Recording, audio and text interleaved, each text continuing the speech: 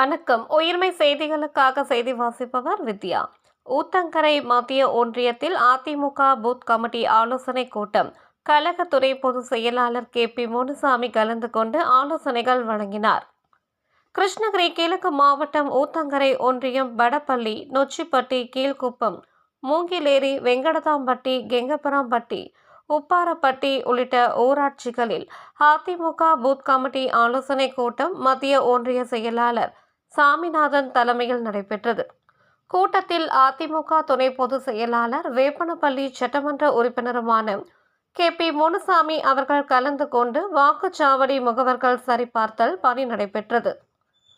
தொடர்ந்து கூட்டத்தில் பேசிய துணை பொதுச் செயலாளர் கே.பி. முனுசாமி அவர்கள், ஊத்தங்கரை சட்டமன்ற தொகுதி தொடர்ந்து 3 முறை வெற்றி பெற்று அதிமுகவின் கோட்டையாக உள்ளது என்றும், ஊத்தங்கரை தொகுதியில் சிப்காட் கொண்டு வந்தது, 11 அரசு கல்லூரிகள் கொண்டு வந்தது, ஊத்தங்கரைகள் பாலிடெக்னிக் கல்லூரி கொண்டு வந்தது உள்ளிட்ட விவரங்களை எடுத்து கூற வேண்டும் என்றும், பூத் முகவர்கள் அனைவரும் தங்கள் பகுதியில் உள்ள பொதுமக்களிடம் அதிமுக ஆட்சியில் செயல்படுத்தப்பட்ட திட்டங்களை எடுத்து கூறி வாக்கு சேகரிக்க வேண்டும் என்றும், வரும் சட்டமன்ற தேர்தலில் 234 தொகுதிகளிலும் அதிமுக தலைமையிலான கூட்டணி கட்சிகள் வெற்றி பெற வேண்டும்.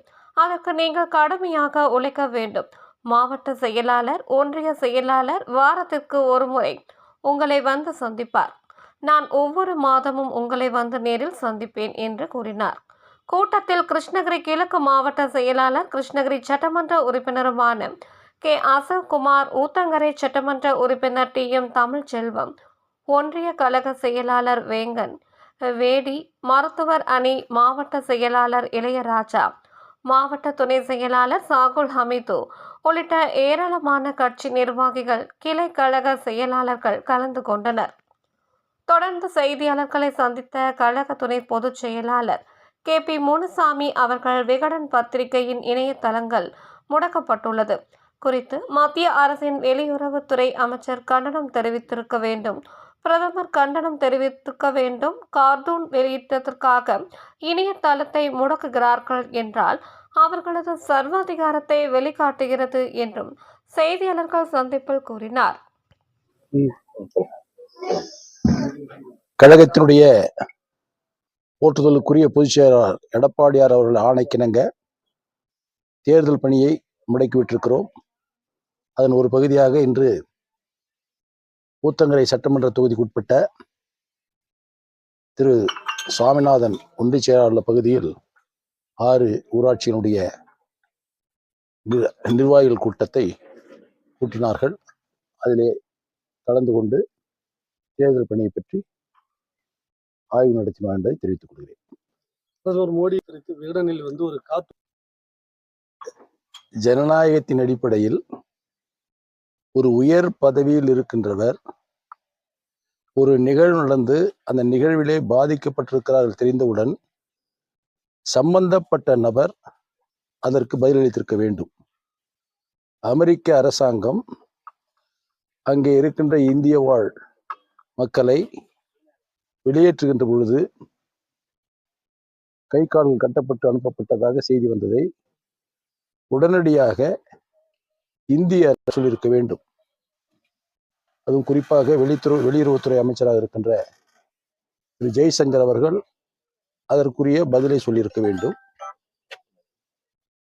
அதே நேரத்தில் இந்திய அரசினுடைய தலைமை பொறுப்பில் இருக்கின்ற இந்திய பிரதமர் அவர்கள் அமெரிக்க விஜயம் செய்திருக்கிறார். அதிலே ஒரு கண்டனத்தையாவது அவர் தெரிவித்திருக்க வேண்டும். எதையும் தெரிவிக்காமல் இருந்த சூழலில் ஜனநாயக முறைப்படி ஒரு பத்திரிகை அவர்களுக்கு உணர்த்துகின்ற வகையிலே இது போன்ற ஒரு கார்ட்டூன் வெளியிடப்பட்டிருக்கிறது. அந்த கார்ட்டூன் வெளியிடப்பட்டது உடனே அதை முடக்குகிறார் என்று சொன்னால் இவருடைய சர்வாதிகாரம் தான் மேலோங்கி இருக்கிறது என்பதை தெளிவுபடுத்துகிறது. தமிழகத்தில் பார்த்தீங்கன்னா தமிழகத்துக்கு தேவையான நிதியை வழங்கும்னு சொல்லிட்டு மத்திய அமைச்சர் சொல்லியிருக்காரு. முதலில் மத்தியிலே ஆட்சி இருக்கின்ற அமைச்சர்கள் தெளிவாக ஒன்று புரிந்து கொள்ள வேண்டும். 5 ஆண்டுகளுக்கு ஒரு முறை தேர்தல் வருகிறது. அதோடு மட்டுமல்ல, இந்திய அரசியல் சட்டத்தில் என்னென்ன சரத்துகள் இருக்கிறதோ அந்த சரத்துகள் பிரகாரம்தான் ஆட்சியில் இருக்கின்றவர்கள் பேச வேண்டும். ஏனென்று சொன்னால் அவர்கள் பதவி பிரமாணம் எடுத்துக்கின்ற பொழுது எடுக்கின்ற பதவி பிரமாணமே ஆட்சியிலே இருக்கின்ற பொழுது யாரையும் எந்த வகையிலும் பாதிக்கப்படாத அளவில் தான் நான் ஆட்சி செய்வேன் என்றுதான் பதவி பிரமாணம் எடுக்கிறார். அப்படி இருக்கின்ற பொழுது இந்தி பேசாத மாநிலங்களை முழுவதையும் மிரட்டுகின்ற துணியிலே அவர் கூறியிருக்கிறார். அது வன்மையாக கண்டிக்கத்தக்கது. எங்களுடைய கழகத்தினுடைய பொதுச் செயலாளர் போற்றுதலுக்குரிய எடப்பாடியார் அவர்களும் நேற்று வேலூரில் பேசுகின்ற பொழுது இந்த கருத்தை வலியுறுத்தியிருக்கிறார் என்பதை தெரிவித்துக் கொள்கிறேன். கடந்த சில நாள் அவங்க வந்து வெளியிடணும்னு சொல்லிட்டு புரட்சித் தலைவர் போட்டா வெளியிடல. அவங்க தவறான கேள்வி. யாராவது தாய் தந்தையை மறப்பார்களா? பெற்ற தாயும் தந்தையும் மறப்பார்களா? அனைத்திந்திய அண்ணா திராவிட முன்னேற்ற கழகம் என்ற அந்த மாபெரும் இயக்கத்தை உருவாக்கியவர் புரட்சி தலைவர் எம்ஜிஆர். அதை கட்டி காத்து வளர்த்து கட்டுக்கோப்பாக எங்களிடத்தில் ஒப்படைத்து விட்டு சென்றவர் புரட்சி தலைவி அம்மா அவர்கள். இவர்கள் இருவரும் இந்த இயக்கத்திற்கு தாயாக தந்தையாக இருக்கின்றவர்கள்.